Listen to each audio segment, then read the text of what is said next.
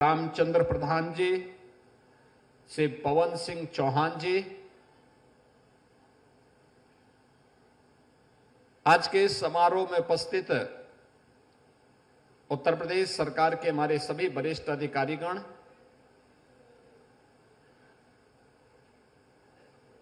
आवास विभाग, लखनऊ विकास प्राधिकरण से जुड़े हुए सभी अन्य वरिष्ठ अधिकारीगण, सम्मानित अतिथिगण और उपस्थित बहनों और भाइयों,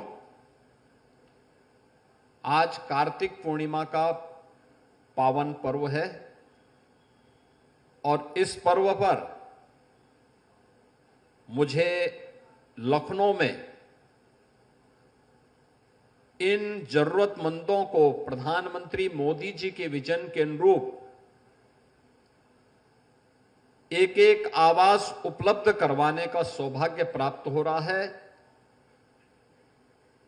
मैं कार्तिक पूर्णिमा की पूरे प्रदेश वासियों को हृदय से बधाई देते हुए, जो लाखों की संख्या में श्रद्धालु अलग अलग नदियों में, सरोवरों में स्नान कर रहे हैं, गढ़मुक्तेश्वर में, टिगरी में, सुखतीर्थ में, बदायूं में,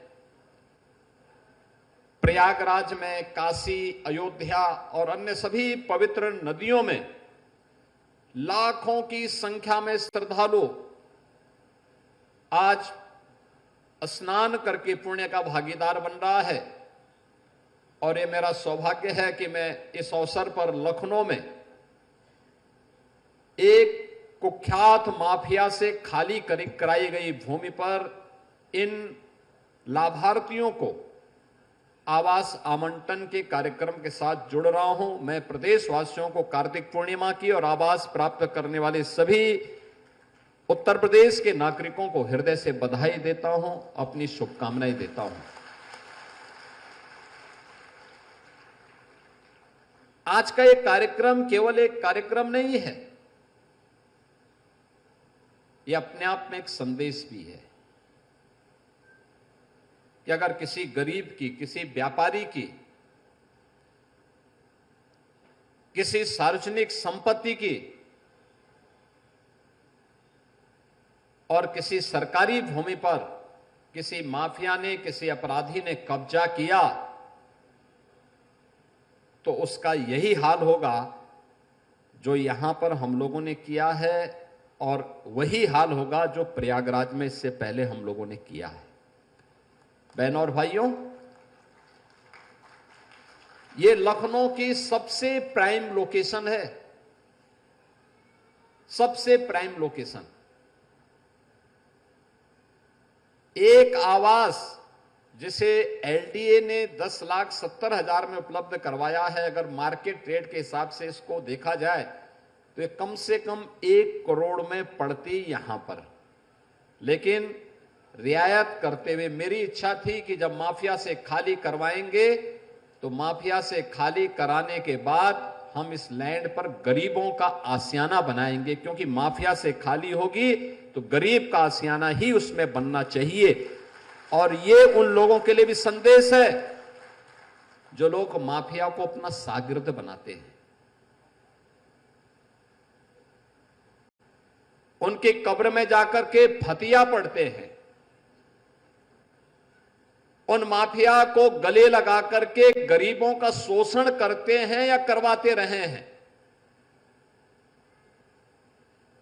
अब उत्तर प्रदेश में तो नहीं कर पाएंगे, उत्तर प्रदेश की जनता तो उनकी असलियत समझ चुकी है, इसलिए उनको जवाब देती है।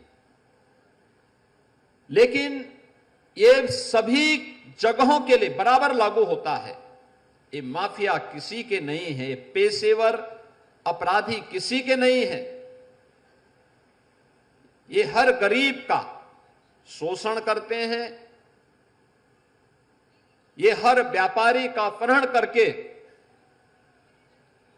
प्रॉपर्टी बनाते हैं और सामान्य नागरिकों के लिए, बहन और बेटियों की सुरक्षा के लिए इनके गुंडे, इनके गुर्गे हमेशा खतरा पैदा करते रहे हैं। और इसीलिए जब 2017 में आदरणीय प्रधानमंत्री जी ने मुझे उत्तर प्रदेश में सेवा का अवसर दिया, तो हमने पहले दिन ही तय किया था कि उत्तर प्रदेश की जो छवि है इसको बदलना है। उत्तर प्रदेश के बारे में जो नकारात्मक छवि देश और दुनिया में है, इसको हमें बदलना होगा। और इसके लिए अपराध और अपराधियों के प्रति, माफिया और माफिया प्रवृत्ति की किसी भी प्रकार के कृत्यों के प्रति हमें जीरो टॉलरेंस की नीति के तहत कार्य करना होगा। और आपने देखा होगा पिछले 8.5 वर्ष में बिना रुके, बिना डिगे, बिना झुके अनवरत रूप से ये कार्रवाई चली है। और मैं उन लोगों से जो अब भी इन माफियाओं के साथ सहानुभूति रखते हैं, उन सब से कहूंगा कि वे अपने पैरों पर कुल्हाड़ी मार रहे हैं। अपने संगठन, अपनी संस्थाओं की अपूर्णीय क्षति कर रहे हैं। याद करिए, ये वही माफिया हैं जो माफिया भारत के संविधान का अपमान करते थे, कानून की ध्वजियां उड़ाते थे। इनके लिए अधिकारी का कोई मतलब नहीं, इनके लिए अपराध मायने रखता था। और अपने अपराध से छाती ठोक करके ये उस समय की सरकारों को झुकाया करते थे। और उस समय के सत्ताधारी दल भी इनके सामने नतमस्तक होकर के घुटना टेकने के लिए इन अपराधियों के सामने किस प्रकार से गिड़गिड़ाया करते थे, आपने देखा होगा। लगातार पूरे प्रदेश के अंदर, पूरा पश्चिम, कहीं भी आप जाइए, मध्य में, बुंदेलखंड में, हर जगह ये माफिया हावी थे। लेकिन इन माफिया को जब सरकार की जीरो टॉलरेंस की नीति के तहत कंट्रोल किया गया और जिस भाषा में वह समझता था उस भाषा में उसको समझाना प्रारंभ किया गया, आज उत्तर प्रदेश की कानून व्यवस्था एक मॉडल के रूप में जानी जा रही है। और मुझे अच्छा लगता है जब एक गरीब आवास बना के रहता है। प्रधानमंत्री मोदी जी की अनुकंपा से अब तक हम प्रदेश के अंदर 60 लाख गरीबों को पिछले 8.5 वर्ष के अंदर एक एक आवास उपलब्ध करवाने में हमने सफलता प्राप्त कर दी। 60 लाख गरीबों के सिर को ढकने के लिए प्रधानमंत्री आवास योजना, मुख्यमंत्री आवास योजना और माफिया से मुक्त कराई गई भूमि पर इस प्रकार की आवासीय योजना के माध्यम से 60 लाख से अधिक गरीबों को एक एक आवास उपलब्ध कराया जा चुका है। बहनों और भाइयों, यहां पर आवास तो बने, 72 आवेदन किया था 8,000 लोगों ने। जो योग्य पाए गए उनमें से 5,700 लोग ऐसे थे जो योग्य हैं, एलिजिबल हैं। और मैंने एलडीए को भी, आवास विकास से भी कहा है कि भाई देखो, इन लोगों को स्कीम निकालिए, सस्ते में आवास दीजिए जरूरतमंदों को, उसके जीवन में भी खुशहाली आए, उसके चेहरे पर भी खुशहाली आए। जो पैसा ये माफिया, ये गुंडे लूट करके लेके जाते थे, उस पैसे को जब्त करके इन गरीबों में बांटने की कार्रवाई करे। और आज उसी का परिणाम है। आपने देखा होगा यहां पर जो लोग आवास उपलब्ध करने के लिए यहां आए थे, हम तो देख के भौचक थे। कन्नौजिया बेचारा वहां पे बोलने के लिए आया और उसने ऐसी शेरो शायरी की कि मैं तो वो एक बार मुझे सोच में पढ़ना पड़ा कि खन्ना जी को लगता है फेल कर देगा। एक गरीब के भी मन में तमन्ना होती है कि उसके पास भी हो,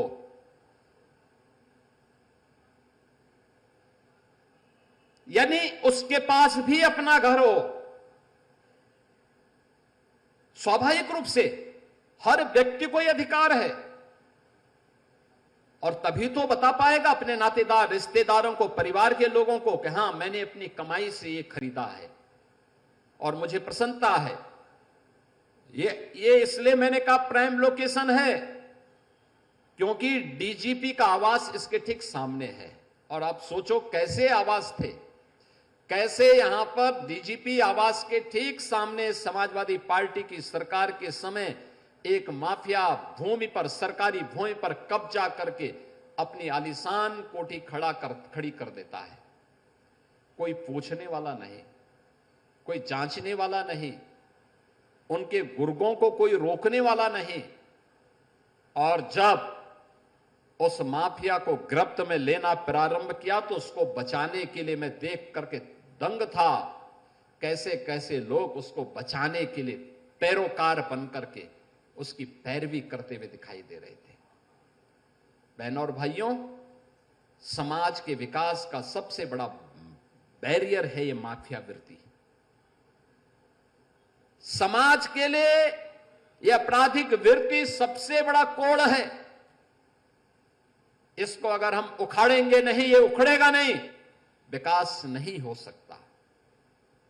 और यही जो जीरो टॉलरेंस की नीति उत्तर प्रदेश के अंदर लागू की गई, आज उसके परिणाम सामने हैं। आज उत्तर प्रदेश जो बीमारू राज्य था, आज वह कोई भी व्यक्ति उत्तर प्रदेश का हो, देश का हो, दुनिया का हो, यह मान सकता है उत्तर प्रदेश अब यानी अनलिमिटेड पोटेंशियल का प्रदेश बन चुका है, यानी असीमित संभावनाओं वाला प्रदेश बन गया है। ये वही प्रदेश है जिस प्रदेश में दंगे होते थे, पर्व और त्योहार के पहले कर्फ्यू लग जाता था, अराजकता थी, बेटी और बहन असुरक्षित थी, व्यापारी अपना व्यापार नहीं बढ़ाता था, उद्यमी नया निवेश करने को तैयार नहीं था। और आज मैं कह सकता हूं कि भारत ही नहीं, दुनिया का हर बड़ा उद्यमी उत्तर प्रदेश के अंदर निवेश करने को तैयार है, हर बड़ा उद्यमी उत्तर प्रदेश के अंदर। और यही परिणाम है, हम लोगों ने पिछले 8 वर्ष के अंदर 15 लाख करोड़ रुपए से अधिक के निवेश के प्रस्ताव जमीनी धरातल पर उतारे हैं। 5 लाख करोड़ रुपए से अधिक के निवेश के प्रस्ताव हमारे पाइपलाइन में हैं। और हमें कुल प्रस्ताव जो प्राप्त हुए वह लगभग 45 लाख करोड़ रुपए के हुए हैं, जो हम लोगों ने जमीनी धरातल पर उतारने में सफलता प्राप्त की। बहनों और भाइयों, आज इसीलिए मैं आप सबसे कहना चाहूंगा, ये निवेश हो रहा है तो उत्तर प्रदेश के नौजवानों को यूपी के अंदर ही कार्य मिल रहा है। आप याद करिए, जिन लोगों ने उत्तर प्रदेश को बदनाम किया, उत्तर प्रदेश को बीमारू बनाया, उत्तर प्रदेश को माफिया की गिरफ्त में लाया, ये वही लोग हैं जो जाति की राजनीति करते हैं, जाति के नाम पर समाज को बांटते हैं, तमाम वादों के आधार पर बांटने का काम करते हैं, जातीय संघर्ष करवाते हैं, जातीय नरसंहार करवाते हैं। और जब जातीय नरसंहार जब सत्ता से बेदखल कर दिए जाते हैं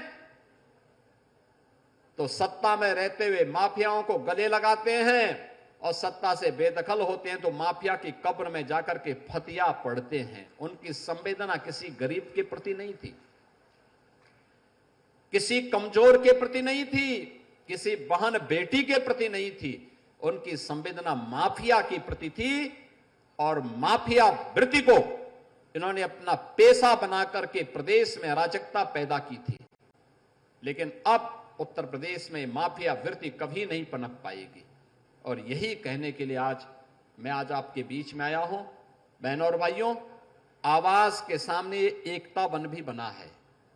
लौह पुरुष सरदार वल्लभ भाई पटेल की 150वीं जयंती के अवसर पर भारत माता के इस महान सपूत को, इससे बड़ी श्रद्धांजलि और क्या हो सकती है कि हम उनको स्मरण कर रहे हैं, गरीबों को आवास उपलब्ध करा रहे हैं और एकता वन को लौह पुरुष सरदार वल्लभ भाई पटेल को समर्पित कर रहे हैं।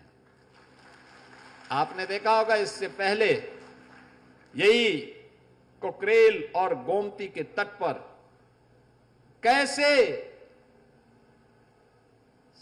कांग्रेस और समाजवादी पार्टी की सरकारों के समय पूरा का पूरा नदी के तट को कब्जा करके लोगों ने मॉल बना दिए थे, कब्जा कर लिया था। उनमें कुछ बांग्लादेशी घुसपैठिए भी थे, रोहिंग्या भी थे, और आज वहां पे सौमित्र बन गया है। ऐसे ही विकास होगा।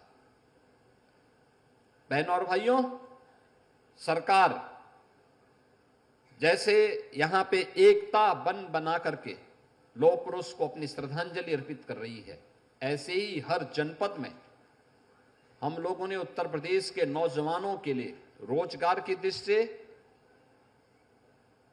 सरदार वल्लभ भाई पटेल एम्प्लॉयमेंट सेंटर, जहां पे क्लस्टर विकसित होंगे जिसके माध्यम से हम नौजवानों के लिए स्किल डेवलपमेंट और उत्तर प्रदेश के किसी भी कार्य इच्छुक व्यक्ति को जिसके पास कोई कार्य नहीं मिल पाया है या जो उत्तर प्रदेश के अंदर कार्य करना चाहेगा उसका स्किल डेवलपमेंट भी करेंगे और उसको एम्प्लॉयमेंट की सुविधा भी उत्तर प्रदेश के अंदर देने जा रहे हैं। ऐसे सभी 75 जनपदों में इस प्रकार के कार्यक्रमों को युद्ध स्तर पर हम आगे बढ़ाने के कार्यक्रम को हम लोगों ने शुरू कर दिया है और बहुत शीघ्र आप देखेंगे इसके बेहतर परिणाम सामने आएंगे। आज उत्तर प्रदेश नए भारत का नया उत्तर प्रदेश है। नए भारत में आज विकास है, विरासत का सम्मान भी है, नौजवानों के लिए रोजगार भी है, अन्नदाता किसानों का सम्मान भी है, व्यापारियों के उत्थान के लिए भी सरकार की स्कीम और पॉलिसीज काम आ रही है। ऐसे ही अन्य कार्यक्रमों के साथ उत्तर प्रदेश लगातार नौजवानों के नौकरी और रोजगार के लिए, बहन और बेटियों की सुरक्षा और उनके स्वावलंबन के लिए, समाज के प्रत्येक तबके को सम्मान दिलाने के लिए लगातार प्रयास कर रही है। और आज का ये कार्यक्रम उसी संदेश को लेकर के है कि अगर गरीब की जमीन पे कब्जा करोगे, अगर किसी सार्वजनिक भूमि पर कब्जा करके अपना आशियाना बना करके समाज को धमकाने का कार्य करोगे तो लेने के देने पड़ ही जाएंगे।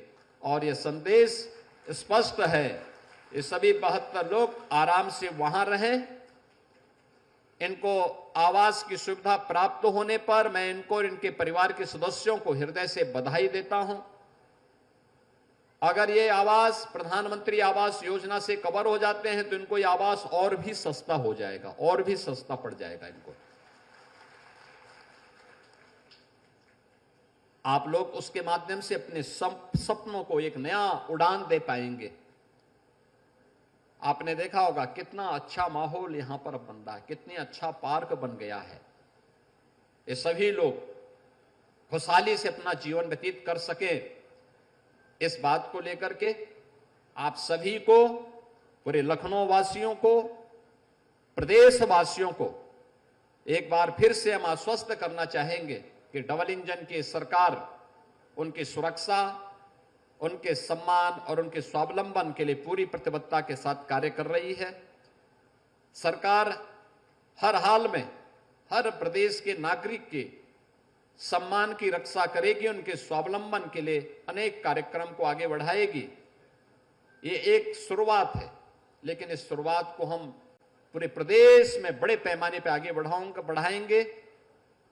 एलडीए और आवास से मैं कहूंगा कि जिन लोगों ने आवास के लिए आवेदन किया था, यहां पे उनको नहीं मिल पाया, प्रयास होना चाहिए कि उनके लिए कोई ना कोई आवासीय स्कीम निकालिए, उनके पास भी हो अपना घर। और इस सपने को साकार करने की जिम्मेदारी लखनऊ विकास प्राधिकरण और आवास की होनी चाहिए। हर विकास प्राधिकरण और आवास विकास की होनी चाहिए, जिससे हर जरूरतमंद के पास उसका अपना आवास हो, उस आवास के माध्यम से अपने सपने को उड़ान दे सकें और प्रदेश और देश के विकास में अपना योगदान दे सकें। आप सबको एक बार फिर से आज के इस अवसर पर मैं हृदय से बधाई देता हूं। कार्तिक पूर्णिमा की मंगलमय शुभकामनाएं देते हुए आज मैं प्रातः काल से देख रहा हूं जगह जगह लाखों की संख्या में श्रद्धालु स्नान कर रहे हैं और काशी में आज सायंकाल देव दीपावली का भी आयोजन है। यानी साक्षात सभी देवी देवता आज काशी में दीपावली आयोजित करेंगे। आप सबको मैं इस अवसर पर हृदय से बधाई देता हूं, अपनी शुभकामनाएं देता हूं। धन्यवाद। जय हिंद। नमः पार्वती पतिये हर हर